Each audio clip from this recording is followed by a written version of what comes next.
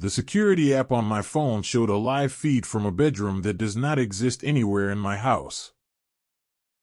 I watched someone sit up in the bed inside that room while I was standing in my actual hallway, next to every door I own, and none of them led there. I'd moved into the house 4 months earlier. It was a good house, an old one, the kind with plaster walls and a floor plan that didn't quite match the listing photos, but I chalked that up to renovations over the decades. I lived alone. I liked living alone. My sister thought it was creepy, an old house with no one else in it, and she kept telling me to get cameras, so eventually I did. 4 of them. Front door, back door, living room, and one in the upstairs hallway outside my bedroom, because the app let you name rooms and I thought it'd be funny to label that one the eye. The cameras synced to an app on my phone.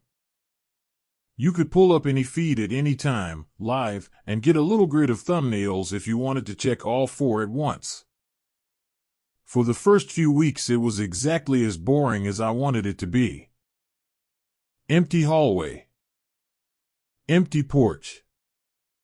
Once a raccoon on the back steps. I stopped checking it much after the first 2 weeks, the way you stop checking anything that never changes. Then one night in October I was down in the kitchen making tea, and my phone buzzed with a motion alert. Not from any of my 4 cameras. From a 5th one, labeled Room 5, a name I never typed. I stood there in the kitchen with the kettle ticking behind me and I opened the app, because that's what you do, you open it, you don't not open it. The thumbnail loaded slow, the way it does over bad Wi-Fi, resolving from gray blocks into a room I had never seen. Wood floor. A bed with a quilt I didn't own. A window with the curtains drawn. And near the closet, a shape I told myself was a coat on a hook. I closed the app. I told myself it was a glitch, a leaked feed from some other house on the same network, a bug in the software, anything. I went upstairs to bed and didn't think about it again until 3 nights later, when the alert came back. This time I was already in bed. It was almost 1 in the morning and the buzz on the nightstand made me flinch hard enough to knock my glass of water over. Room 5. Motion detected. I lay there for a solid minute deciding whether to look, and then I looked, because not looking felt worse. The shape by the closet was gone. The quilt on the bed was pulled back, like someone had just gotten up. And the picture quality was good enough this time that I could see a framed photo on the nightstand in that room, small, angled toward the bed. I zoomed in with my thumb and my stomach dropped somewhere past the floor because the photo was of a little girl standing in front of a house, and the house was mine, and the little girl was me. I didn't sleep that night. I called the security company first thing in the morning, the second they opened, and I sat in my car in the driveway because I didn't want to be inside while I said it out loud. The woman on the line pulled up my account. 4 cameras, she said. Front, back, living room, hallway. No 5th device registered, active or inactive, ever, on my account or on my address. I asked her to check again. She checked again.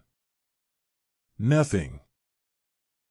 I asked if someone could hack a camera onto my network that wouldn't show up on the account. She said theoretically, sure, but it would need physical access to install, and it would show up in my router's connected devices. I checked my router that afternoon. 4 devices. My phone, my laptop, and my 4 cameras. Nothing else. For a few days I almost let myself believe it really had been a glitch, a corrupted cache, something explainable, and I wanted to believe it badly enough that I mostly did. I went back to my life. I went to work. I came home and made dinner and didn't open the app before bed, because not opening it felt like a way of making it not real. But the house started doing the thing houses do when you've decided not to notice something, which is get louder about it. I heard a settling sound from inside the wall behind my hallway closet that I hadn't heard before, a soft shifting, like weight moving off a floorboard. I told myself it was the radiator. I heard it again 2 nights later at almost exactly the same time, a little after midnight, and I stood in the hallway with my hand flat on the closet wall and felt nothing, no vibration, no warmth, just plaster, and that should have made me feel better, and it didn't. I started keeping a light on in the hallway.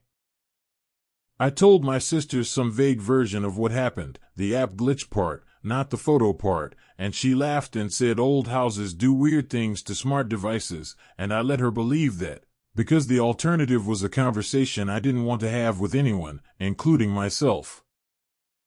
2 weeks after the first alert, I pulled up my house's original blueprints from the county records office, because by then curiosity had turned into something closer to compulsion.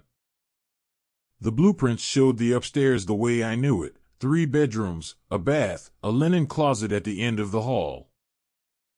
Except the linen closet on the blueprint had a depth that didn't match the one in my house. On paper it went back 9 feet. In my house it went back maybe 3. I stood in front of that closet with a tape measure and a flashlight, and I told myself I was going to prove it was nothing, a rounding error from an 80-year-old drawing, and I pulled everything out of the closet, sheets and old coats and a box of Christmas lights, and I pushed on the back wall, and it gave. Not much. Half an inch, with a hollow sound behind it that a solid wall should never make. I didn't open it that night. I want to be honest about that, because it would be a better story if I had, kicked it in, flashlight up, hero of my own footage. Instead, I put everything back in the closet and went and sat on my bed with the door locked and my phone in my hand, and at 12:47 a.m., the app buzzed again. Room 5. I watched the feed load. The bed was empty. The curtains were open now, which they hadn't been before, and past them was nothing, just black, the kind of black that is a night sky. That's the black of a space with no window behind the glass at all. And then, at the bottom edge of the frame, a hand came into view and pulled the curtain shut from the inside. I did what anyone would do. I called the police. 2 officers came out, walked the house with me, checked the closet, pushed on the same spot I had, felt the same give. One of them got a crowbar from the cruiser and worked the panel loose enough to shine a light through, and what was behind it wasn't a room, not really, just a gap between the closet and the neighboring bedroom wall, maybe 2 feet across, empty, dusty, with old newspaper insulation and a single rusted coat hook screwed into the framing at head height, and nothing else. No bed. No window. No photo. They wrote it up as an old construction cavity, common in houses of that era, probably from a wall that got moved sometime in the 60s. They were kind about it. They didn't laugh at me, which I appreciated, and one of them said he'd had a house once that made noises like a freight train every time the furnace kicked on, and it was just pipes. I wanted so badly for that to be my answer too. I patched the closet wall myself the following weekend. I uninstalled the app and reinstalled it fresh, and when I set the cameras back up, there were 4 of them again, exactly 4, no 5th device, no room 5, nothing in the list that I hadn't put there myself. It's been 3 months since the crowbar and the empty cavity and the coat hook with nothing on it. I don't get alerts from a room that doesn't exist anymore. But 2 nights ago I was scrolling back through old motion clips, the kind the app saves automatically for 30 days, cleaning out storage, and I found one timestamp from a night I know for a fact I deleted the 5th camera's footage from, a clip 12 seconds long, hallway camera, my actual hallway, the one right outside my real bedroom door. In it, the hallway light flickers once. And in the half second it's dark, something crosses from the closet side of the frame to my bedroom door, low and fast, and by the time the light comes back the frame is empty and my bedroom door, which I know I shut, is standing open 2 inches. I haven't watched the rest of that night's footage yet. It's still sitting there in the app, one more clip in the list, and I keep telling myself I'll get to it, and I keep not getting to it. And the truth is I don't know if I'm more afraid of what's on it or of the 30 seconds after it that the app hasn't finished loading yet. At 2:14 in the morning my phone buzzed with a text from my own number, and it said, "I'm already inside." When I finally got the police to pull the carrier records 3 days later, the log showed that message had been sent from a cell tower 2 blocks from my house, from a phone that was, at that exact minute, sitting on my nightstand, powered on, in my hand. I should back up. My name's Dana and I work nights, or I did that year, closing shifts at a restaurant that let out around midnight. So by the time I got home my husband was usually already asleep and I was the one still buzzing on adrenaline and coffee, wide awake in a quiet house. That particular week he was out of town for his brother's wedding and I'd stayed behind because I couldn't get the shift covered, so for 6 nights it was just me, the dog, and a house that creaked more than I remembered it creaking when there were 2 of us breathing in it. The first few nights were fine. Boring, even. I'd get home around midnight, let the dog out, watch something dumb on my laptop until I got sleepy, and pass out around 2. Normal. The kind of normal you don't appreciate until it's the thing you're trying to get back to. On the 4th night there was a storm coming in, the kind the weather app had been screaming about for 2 days, and by the time I got home the wind was already doing something ugly to the trees out back. I remember standing in the kitchen with the dog pressed against my leg, both of us listening to a branch scrape the siding, and thinking, I really don't love being alone in a storm in an old house at 1 a.m., and then telling myself I was being a baby about it, because I've never been a baby about things like that, not once in 31 years. Power flickered twice around 1:30 and held. I texted my husband a picture of the dog hiding under the coffee table with the caption, "We are being very brave," and he didn't answer because he was 3 states away and asleep like a normal person, and I went to bed a little after 2 with my phone plugged in on the nightstand like always. I don't know what woke me at 2:14. Maybe it was the buzz itself. I picked up the phone half asleep, expecting a weather alert, and instead there was a text message thread I didn't recognize opening, from a contact labeled simply with my own name, my own number, the same one printed on the SIM card in the phone I was holding. The message said, "I'm already inside." I want to explain how a text like that lands different than it sounds when you say it out loud to someone later. It's not just the words. It's that your brain does this immediate, involuntary math. That number is mine, that number is in my hand, so whoever sent this either has my phone, which they don't, because I'm holding it, or they have a way of making it look like they're me. And underneath that math is a colder thought that doesn't wait its turn, or it really is me, sending it, from somewhere I'm not. I sat up. The dog was awake too, ears up, staring at the bedroom door, not barking, just staring, which was somehow worse than barking. I texted my husband, no caption this time, just a photo of the message on my screen and the words, "Call me now please." Outside the wind had picked back up and I could hear the loose gutter on the east side banging against the house in a rhythm that was almost, like footsteps, and I hated myself a little for even thinking that, but I thought it anyway. My phone rang 2 minutes later. It was my husband, and I answered before the first ring finished, and I could hear how tight my own voice was when I told him about the text. He said the obvious thing, that it was probably spoofed, some scam thing where they faked the sender ID. He'd gotten one last year that looked like it came from his own bank.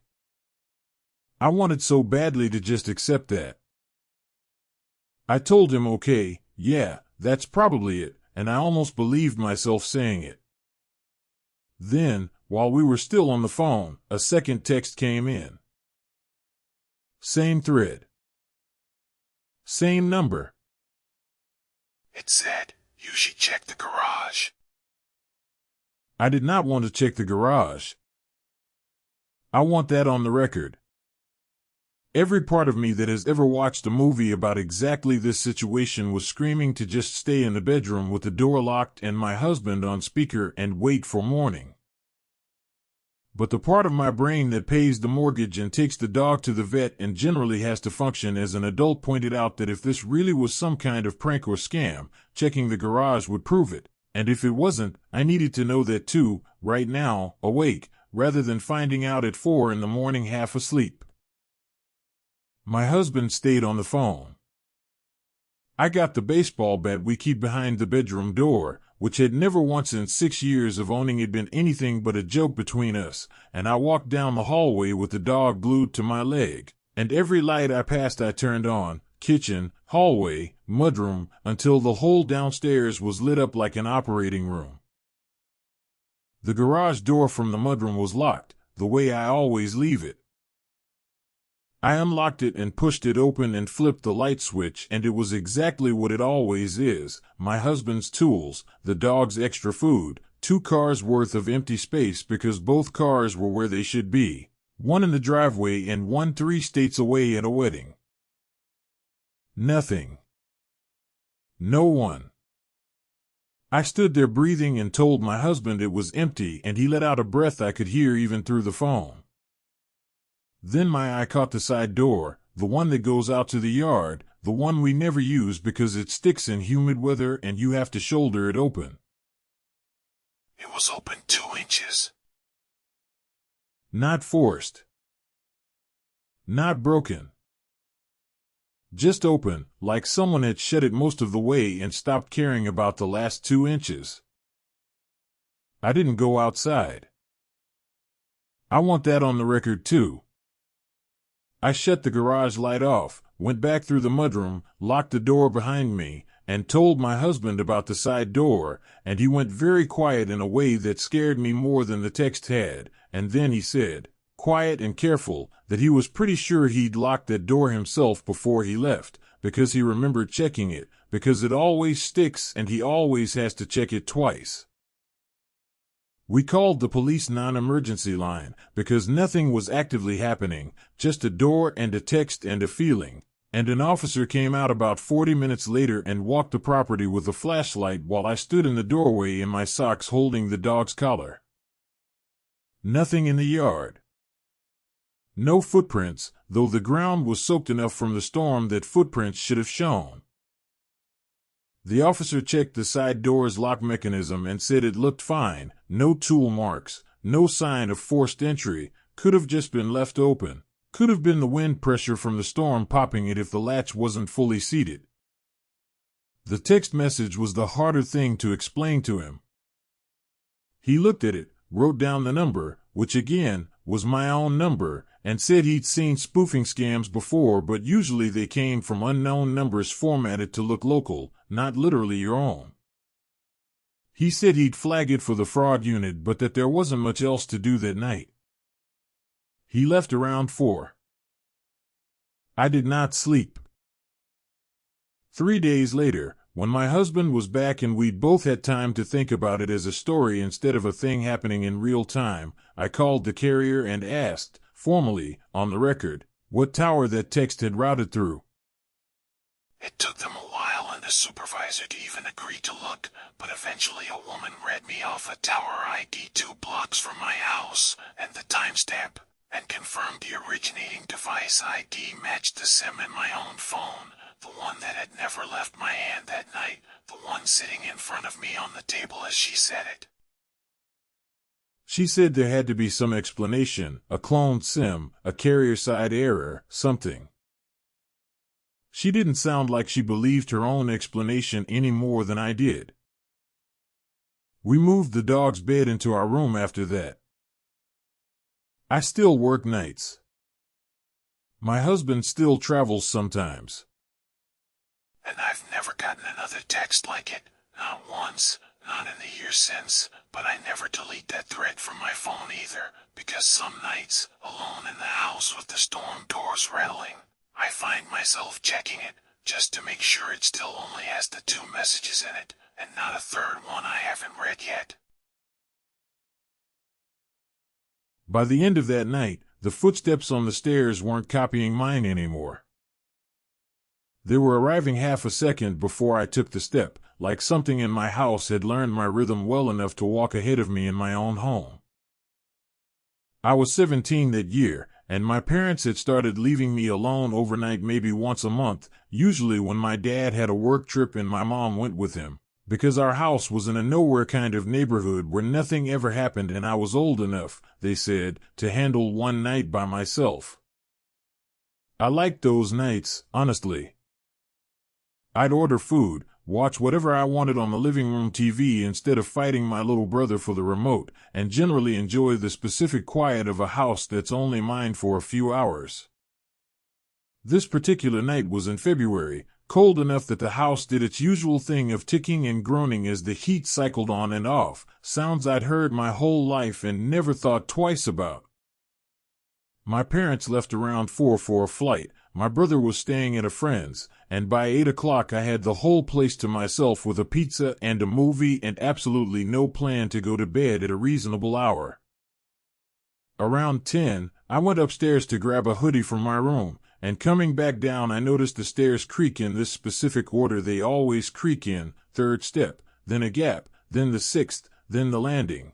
And I only noticed it because I was thinking about nothing else, just walking, and the sound of my own feet was oddly loud in an empty house. I didn't think anything of it.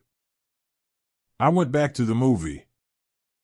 It was maybe 11:30 when I first heard it, and I want to be honest that at first I didn't even register it as separate from myself. I got up to get a glass of water, walked to the kitchen, and as I stepped off the last stair onto the hardwood I heard, very faintly, from somewhere above me, a creak. 3rd step. Then a gap. Then the 6th step.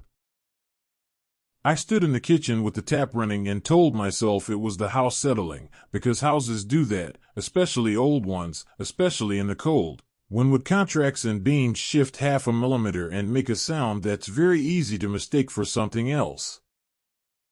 I've told myself that story 100 times since. I mostly believe it. Mostly.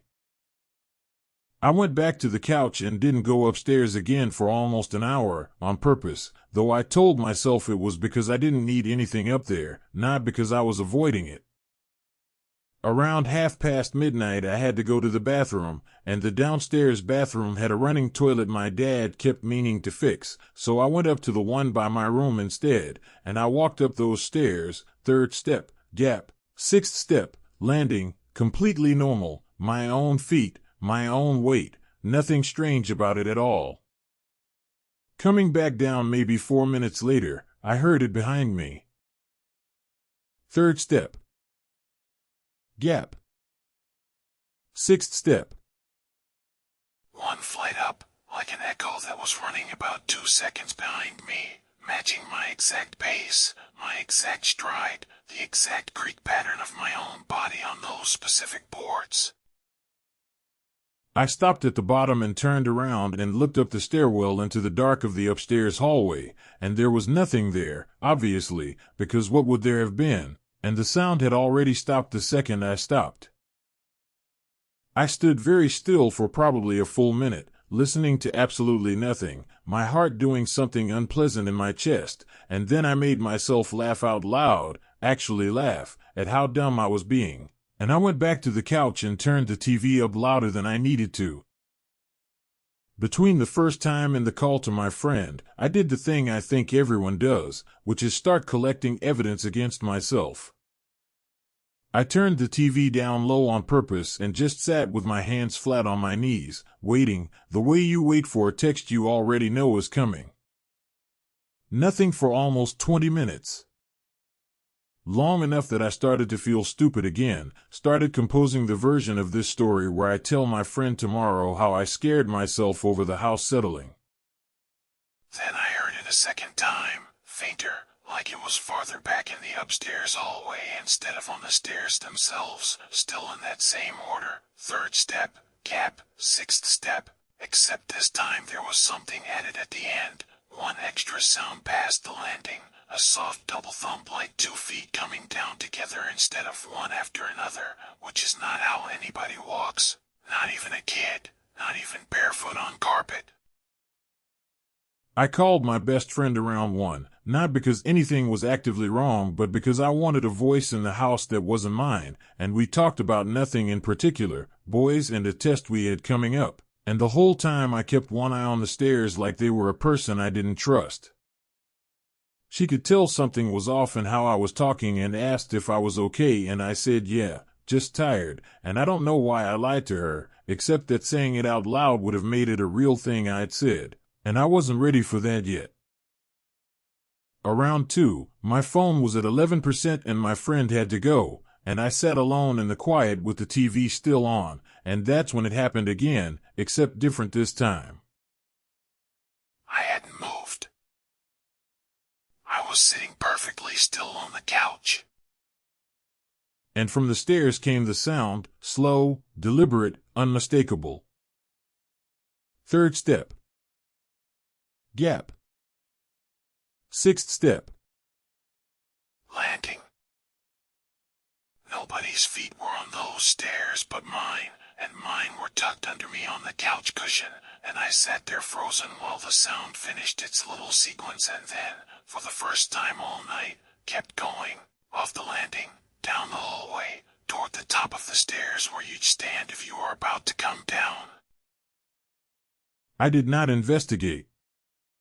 I want to be very clear about that, because I know how these stories are supposed to go. Brave kid grabs a bat and goes to look, and that was not me. I grabbed my phone and my shoes, and I went out the front door into the freezing dark in a t-shirt, and I sat in my car in the driveway with the doors locked and the heat running until the sun started to come up. And I did not go back inside until I saw my neighbor's kitchen light turn on across the street around 6:30, and I basically ran to their door.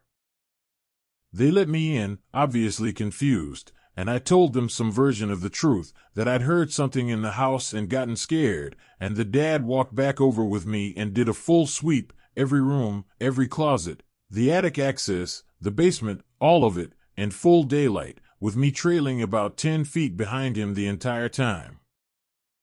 Nothing. No broken windows. No forced doors. Nothing missing, nothing out of place, no sign that any actual person had been anywhere in that house except me. He said probably a possum in the attic, or the house settling in the cold snap, and I let him say it, and I thanked him, and I went back inside alone and didn't tell my parents the real version of that night when they got home 2 days later. I told them I'd heard a noise and gotten spooked and slept at the neighbor's, which was sort of true. I still live in that house, actually, or I did until last year. My parents are still there and I visit.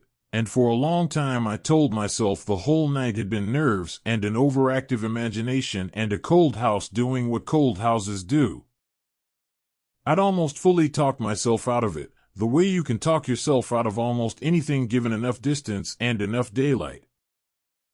Then 2 Christmases ago I was home visiting, alone in the house for an hour while everyone ran to the store, and I went upstairs to grab a sweater, same as that February night 8 years earlier. And coming back down I caught myself doing something I didn't consciously choose to do, skipping the 6th step entirely, stepping straight from the 3rd to the landing, the way you do when you've long ago learned, without ever deciding to learn it, exactly which boards in your own house you don't want to hear creak behind you. And in the half-second after I skipped it, from somewhere above and behind me, I heard the 6th step creak anyway, on its own, with no foot on it at all, like whatever had been keeping pace with me all those years ago was still keeping pace, still exactly 1 step ahead of wherever I decided to go next. and I have never once figured out how something learns to walk ahead of you before you've chosen where you're walking.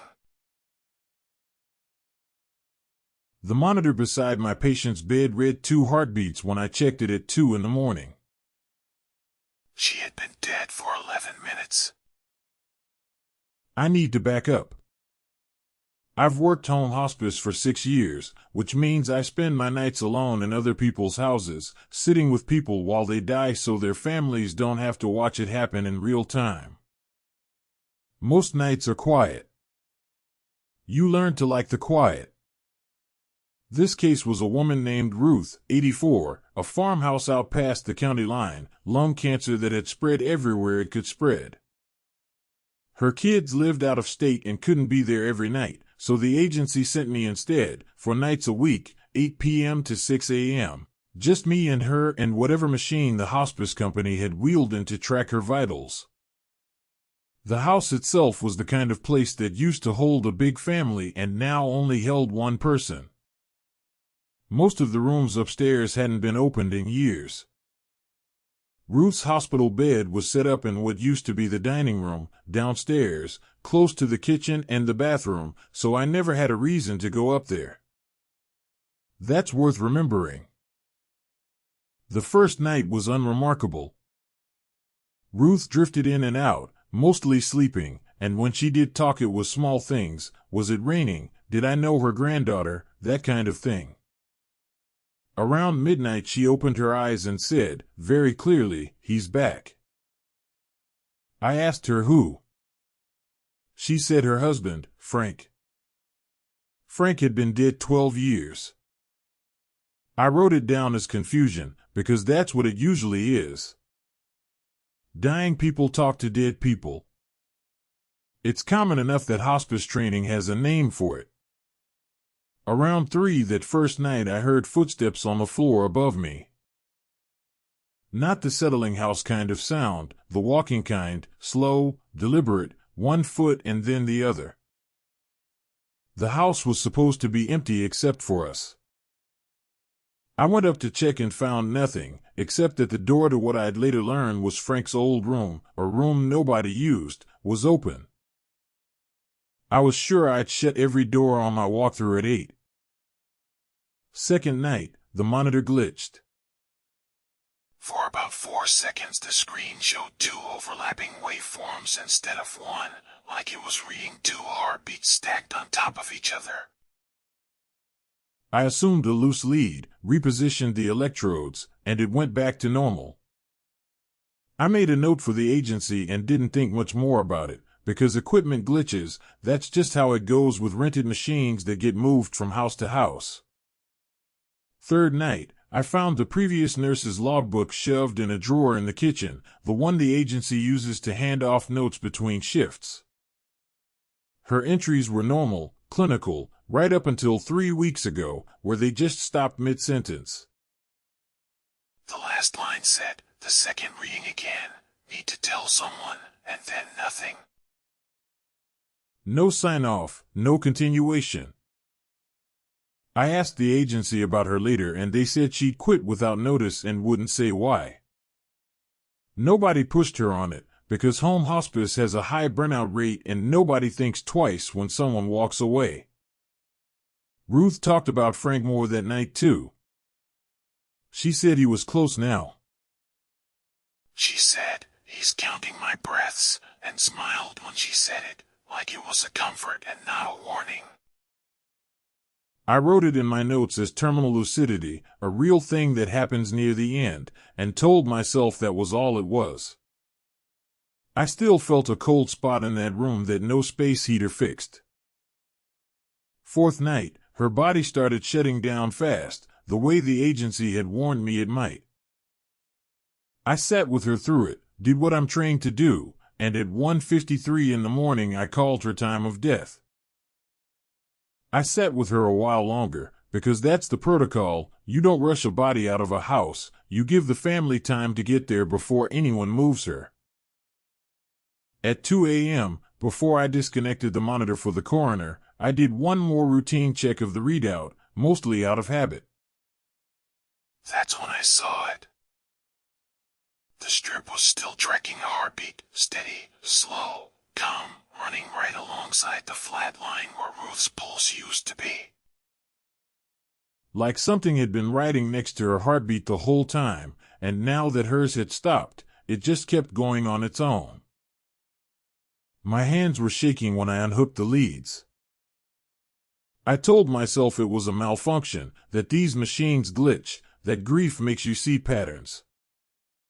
And then, from upstairs, I heard the call bell, the old brass one from Ruth's nightstand, the kind she used to ring for help before she got too weak to lift her arm.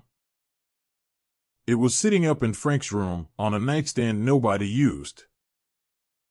It rang once. Then it was quiet. I didn't go up.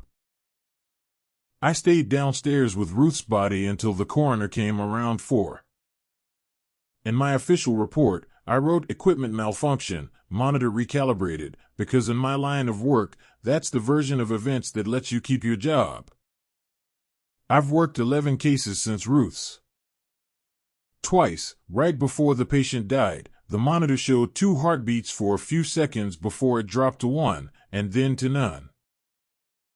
I still don't know if that was Frank, or if it's something that travels with the dying in every house I've ever worked, waiting for the moment someone stops needing their own heartbeat so it can borrow someone else's.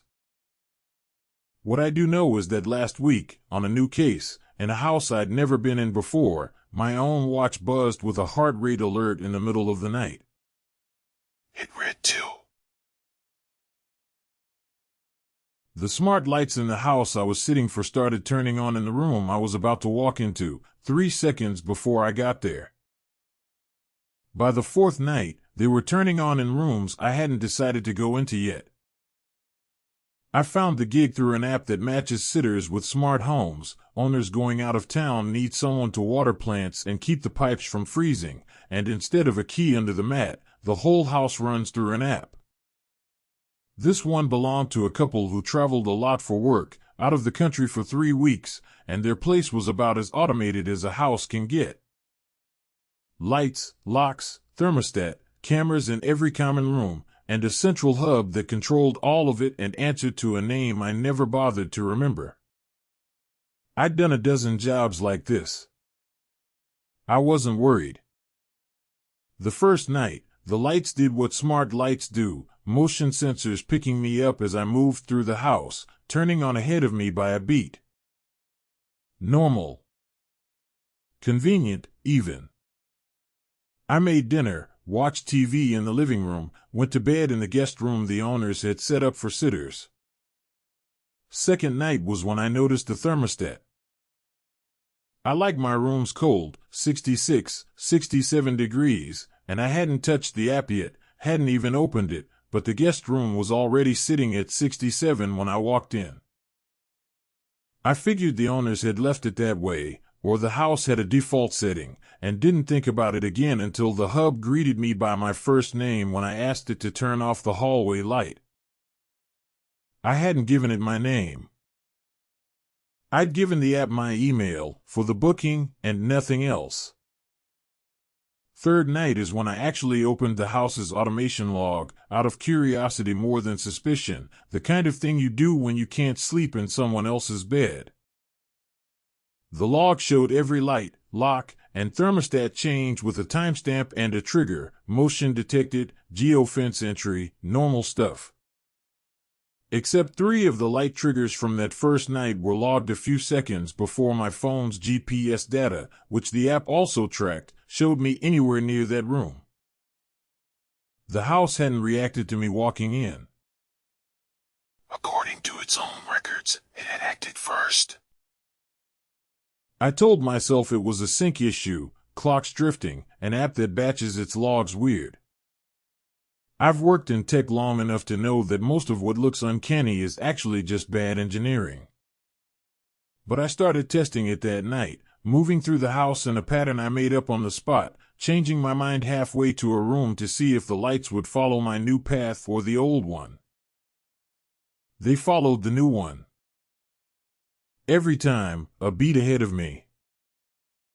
Fourth night, I stopped testing it and just tried to sleep. up to the front door unlocking itself. I heard the deadbolt turn. That specific mechanical click the smart lock makes, loud in a quiet house. I checked the camera app on my phone, hands cold, and pulled up the hallway feed outside the guest room. The front door was standing open on the screen. No one was in frame. I checked the automation log again, and the entry for the unlock was tagged returning resident, not guest, which was the tag my own profile had been given for the booking. I called the owners. It was the middle of the night for them, and it took 3 tries before anyone picked up, a groggy voice that didn't sound especially surprised when I described what was happening. She got quiet for a second and then told me the last sitter had left after 2 nights and wouldn't say why, and that they'd meant to mention it but figured it wasn't worth scaring someone off a paying gig. I asked her who returning resident was tagged to in the system. She said that account had been deactivated years ago, before they even bought the house, and she didn't know why it still existed. I locked myself in the guest room the rest of that night, physically wedged a chair under the handle because the deadbolt clearly wasn't mine to trust, and left at first light. I told the app one had a family emergency and forfeited the rest of the booking fee. I never went back inside to get my charger.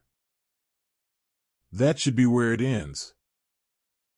But about 2 weeks later, on a phone I'd never linked to that house's hub, I got a notification from the app the couple used for grocery delivery, suggesting I reorder the brand of coffee I drink, at the new apartment address I hadn't given anyone but my landlord.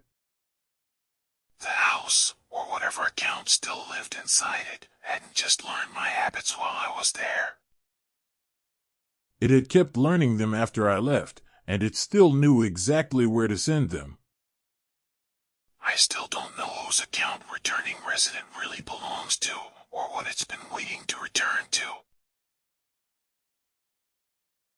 At 11:47 p.m., my landline patched me into a live 911 call reporting a break-in at my own address.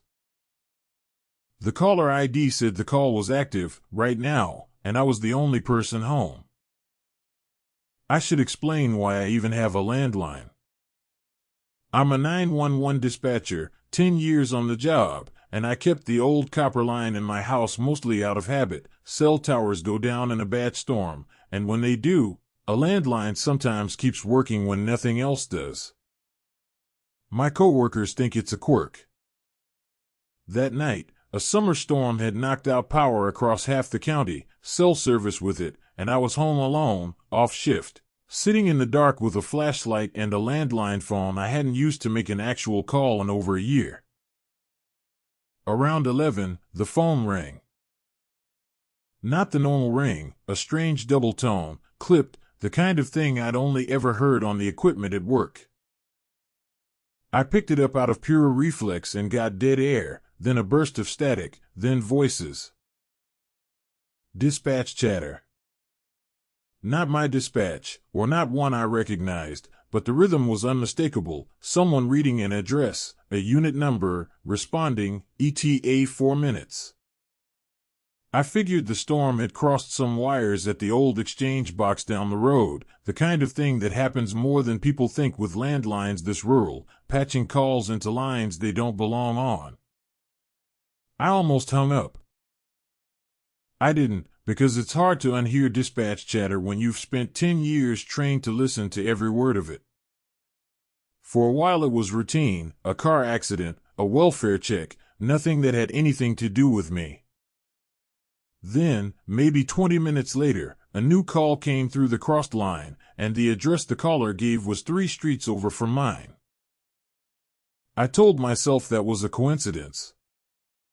Small county, lots of overlapping street names. I stayed on. I don't fully know why. Maybe because it felt like being back at work, or maybe because some part of me wanted to know how the call over on that street ended. It never resolved, it just faded into more static, and then more chatter, other calls, other addresses, like I'd tuned into a radio station that only played other people's emergencies. Close to midnight, the tone changed. A new call came in clearer than the others, like it was closer on the line, and the dispatcher's voice reading it back was young, unfamiliar, the kind of careful tone trainees use before they've learned to sound calm instead of practicing it. She read out an address. It was mine. Not close to mine, down to the unit number, the one I'd lived at for 6 years. The caller's voice under the dispatcher's was female, breathless, saying somebody was inside the house, downstairs, and she was upstairs with the door locked. She described the layout while the dispatcher asked her to confirm it: stairs on the left, kitchen at the back, a back door that didn't latch right in humid weather, which mine doesn't. I know this like I know my own hands, because it's my house, and I have made that exact complaint to my landlord about that exact door. I told myself it was a recording. Storm-crossed lines pick up all kinds of old signal, and dispatch systems do keep audio archives that sometimes bleed onto old copper for reasons nobody's ever fully explained to me. I asked the operator, out loud, into a phone that shouldn't have been able to hear me, whether this call was archived.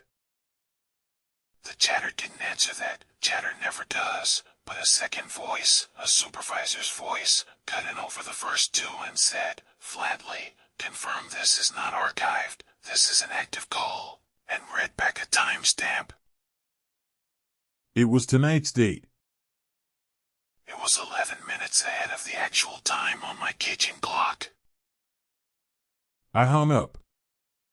I don't remember deciding to, I just remember the dial tone afterward, ordinary and flat, like nothing had happened. I sat in my dark kitchen for a long time before I made myself walk to the front window and look out at my own porch. The porch light was on a timer that shouldn't have been running during the outage. It was flickering, the exact way the caller had described her as flickering, right before she said the noise downstairs had stopped and she thought whoever it was had heard her. The power came back on around 1. I called it in the next morning to my own dispatch center, off the record, just to ask if anyone had logged a call from my address that night. Nobody had. There was no record of it, active or archived, nothing in the system at all. I still don't know whose call I was listening to, or whose porch light I watched flicker in real time from the wrong side of the phone. What I keep coming back to is the timestamp, 11 minutes ahead of my own clock, and wondering what happens when the two finally catch up to each other. My bed shaker woke me at 3:14 in the morning with the pattern my app uses for close human breathing, the one it plays when someone is within 3 feet of the sensor. I sat up in the dark, felt the mattress with both hands, and there was no one there, just like the 46 times before it, except this time the vibration didn't stop when I turned my head. I should back up. I've been profile deaf since I was 6, cochlear implant in one ear that I take out at night, so nighttime for me is total silence, real silence, the kind hearing people can't actually picture because their ears never fully close. 2 years ago I moved into this house alone after my roommate got married and moved out. And the isolation didn't bother me until I realized how much of home security is built for people who can hear a window break or a floorboard creak. So I bought a system called Aura, a network of microphones that plug into every room, paired with a wristband that vibrates in different patterns depending on what kind of sound it picks up. 2 short pulses for the doorbell. A long pulse for glass breaking. A specific rolling pattern, 3 quick taps that repeat, for what the company calls proximity breathing, meant to wake you if someone is standing close enough to hear them breathe. The first time it happened was a Tuesday in March. I woke up to the breathing pattern, checked my room with a flashlight, found nothing, and figured it was a bug. I emailed support. They said their AI sometimes misreads HVAC systems as breath patterns and to update the firmware. I did. It happened again 4 nights later. By May it was happening 2 or 3 times a week, always between 2 and 4 in the morning, always the same pattern, 3 quick taps repeating, always when I checked and found the room empty. I started sleeping with a lamp on. Didn't help, since the alert doesn't come from seeing anything, it comes from hearing, or from something hearing, and I don't have that sense to double check it with. I have to trust a wristband to tell me the truth about a world I can't listen to myself, and that's a kind of dependence you don't think about until it starts lying to you, or until you start wondering if it's not lying at all. I kept a log, because that's the kind of person I am. Every alert, timestamped, with the room the app said it came from. First few months, it was always the living room downstairs. Then it moved to the hallway outside my bedroom door. I told myself the sensors were just glitching in sequence, some kind of cascading error, and I almost believed it because the alternative was worse. In June, I asked my sister to stay over for a weekend so I could show her what was happening. Saturday night, 2:50 in the morning, the pattern went off. I sat up. She was already awake next to me, because she doesn't sleep well in new places, and I signed to her, asked if she heard anything. She said no. Nothing. Total quiet. But my wrist was still buzzing with the breathing pattern, right there, and the app said the source was the hallway, 6 feet outside my door. She got up and checked. Nothing there. She came back and said maybe the sensor picked up her own breathing through the wall, some kind of echo, and I wanted to believe her so badly that I let it go. But the log showed the pattern had started 20 minutes before she ever got up to use the bathroom that night. It didn't match her. I stopped inviting people over after that, partly out of embarrassment, partly because I didn't want anyone else standing in my house at 3 a.m. telling me nothing was there when my own device disagreed. Instead, I did something I probably shouldn't have.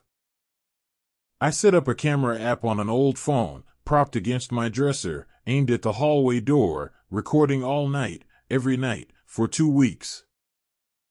I told myself if the sensor was malfunctioning, at least I'd have footage showing an empty hallway to bring back to support. Nothing showed up on the footage for the first 11 nights. Empty hallway, dark, still. The pattern still buzzed my wrist 4 of those nights regardless, 3 quick taps, repeating, sourced from a spot maybe 4 feet from where the camera sat. On the 12th night, I almost didn't check the footage in the morning, because I was tired of finding nothing, tired of a fear with no shape to point to. But I made myself watch it while I had coffee, scrubbing through it 4 times speed the way you do when you expect nothing. And there, at 3:09 a.m., the timestamp matching my log exactly, the hallway floor near the baseboard goes soft for about 6 seconds, like the shadow under the door thickens and pulls there. No source, no light change to explain it, and then it's gone and the footage is just an empty hallway again like nothing happened. I've watched that 6 seconds probably 200 times since. I've sent it to 3 different people who work in video analysis. 2 said compression artifact, camera noise, nothing conclusive. 1 never wrote back after I followed up twice. The alerts kept coming after that, same pattern, same time window, but the location in the app started changing again, moving. By July it was reporting from just outside my bedroom door most nights. By August, some nights, it reported from inside the room itself, no distance given, just the word here. I called the company again in September, got a different rep this time, read her my whole log over the phone, the dates, the locations, the way it kept moving closer over 6 months. She was quiet for a second longer than felt normal, then said, very carefully, that the proximity breathing algorithm requires a minimum decibel threshold to trigger, and that threshold is calibrated to normal adult human breath sound at close range, and that background HVAC noise, she said, physically cannot produce a false positive on that specific pattern. The algorithm is built to exclude ambient mechanical sound entirely. I asked her what she was telling me.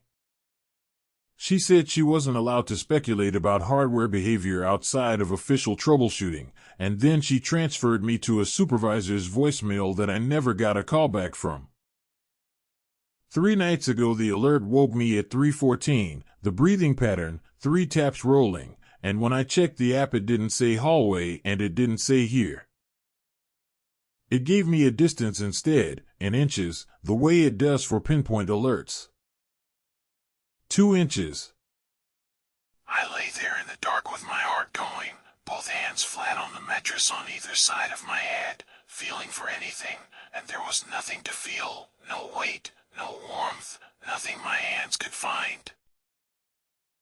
But the wristband kept pulsing that same rolling pattern against my skin, steady, patient, 2 inches from the ear I can't hear out of, and it did not stop until the sun came up.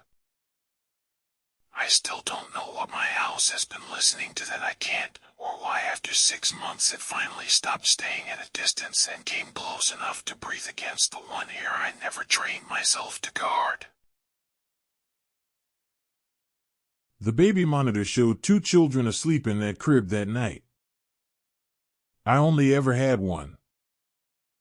I want to tell you this the way it happened, because if I just say the ending you won't believe me, and honestly some nights I don't believe me either. I was 23, working as a private overnight nanny for a family 2 towns over from mine. The kind of job you take when you're saving for something and don't ask too many questions about why the pay is so good for a job that's mostly just sitting in a nice house while a baby sleeps. The family was the Halversons. 1 kid, a 9-month-old named Wren. Mom and Dad traveled a lot for work, sometimes both at once, and that's where I came in. Tuesday and Thursday nights, sometimes weekends, always the same routine. I'd get there at 7, they'd leave a bottle of wine they never expected me to touch and a note about Wren's schedule, and by 9 the house was mine and hers. The house itself was the first thing that should have told me something. It was too big for 3 people. 4 bedrooms, a finished basement nobody used, a hallway upstairs that had a door at the end of it that was always shut and that I was never told what was behind. Not locked, as far as I could tell. Just shut. I never opened it. That's not bravery, by the way. That's just the kind of thing you don't think about until later, when you're going back through every detail trying to figure out where the crack in the world actually started. The monitor was a good one, top of the line, the kind with the app you put on your phone so you can check on the baby from any room in the house or even from your car if you had to run out. Little grainy black and white picture, night vision, a soft green glow around everything. I used to keep it propped on the kitchen counter while I did homework at the table, glancing up every few minutes out of habit more than worry. Wren was an easy baby. She slept hard once she was down. The first night I noticed anything strange, I want to be honest, I almost didn't notice it at all. It was maybe 11 o'clock, and I looked up at the monitor and for half a second, less than half a second, I thought I saw movement at the far side of the crib, past Wren's feet, like something shifting in the shadow along the crib bars. I looked at it dead on and there was nothing.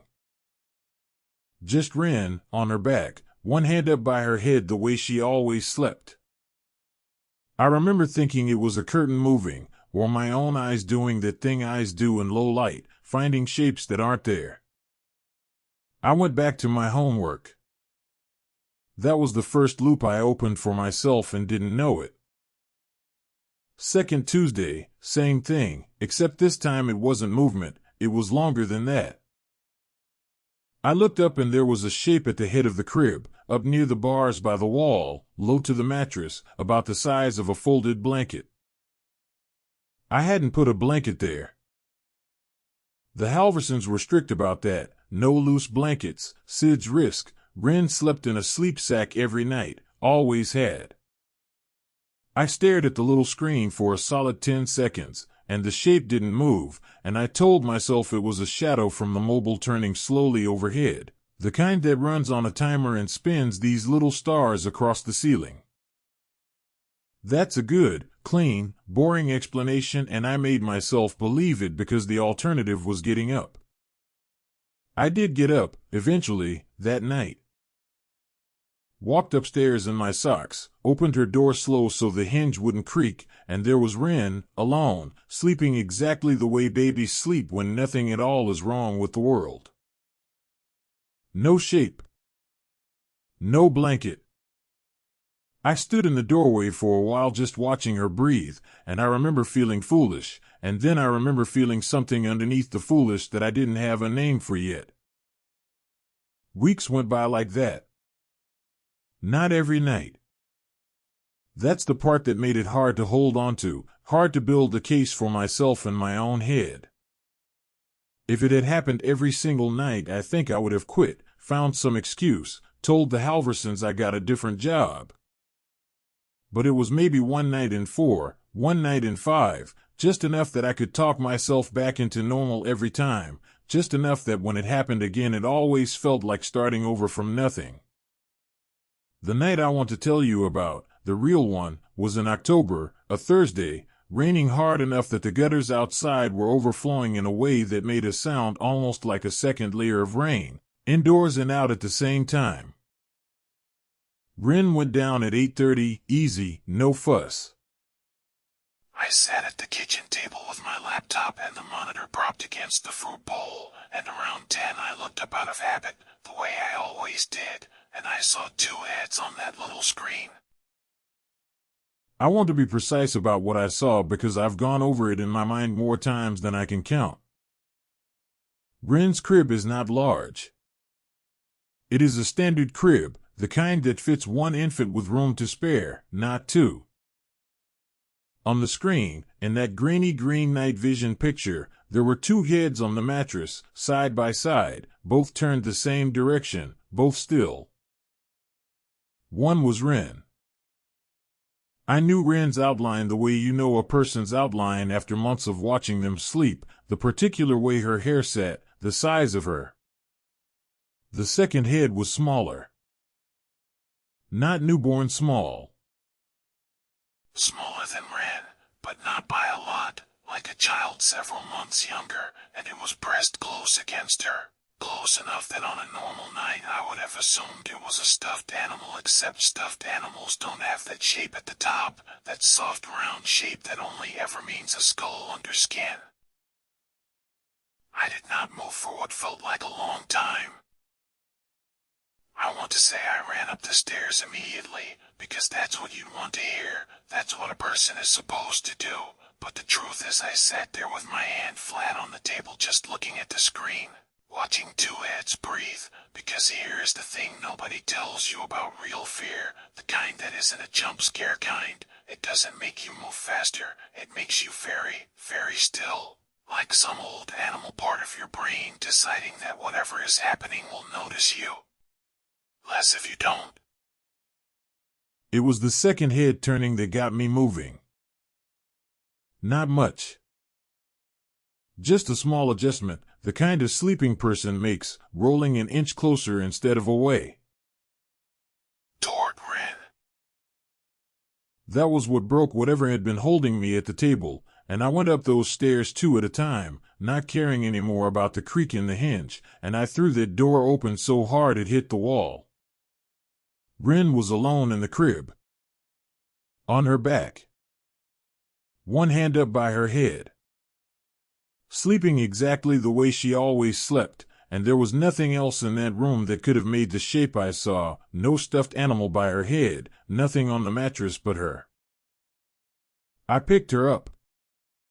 I know that wasn't really part of my job description, sleep training and all that, don't disturb her once she's down. But I picked her up anyway and held her against my chest and stood in the middle of that room for I don't know how long, long enough that my arms started to ache, long enough that the rain outside slowed down and the gutters went quiet. I kept looking at the monitor camera mounted up in the corner of the ceiling, its little red light blinking steady, pointed down at the now empty crib, and I remember thinking, very clearly, that if I looked at my phone right now the screen would still show two heads on that mattress, because whatever the camera had been seeing, it hadn't been seeing the room. It had been seeing something else, on some kind of delay, or on no delay at all, showing me a thing that was going to happen, or a thing that already had, at some point, in that house, in that room, to some other baby, in some other year. I never opened the shed door at the end of the hallway. I want that on record. I had every chance to, that night and every night after, and I never once turned that handle, and I think that's the only reason I'm telling you this story instead of a different one. I quit 2 weeks later.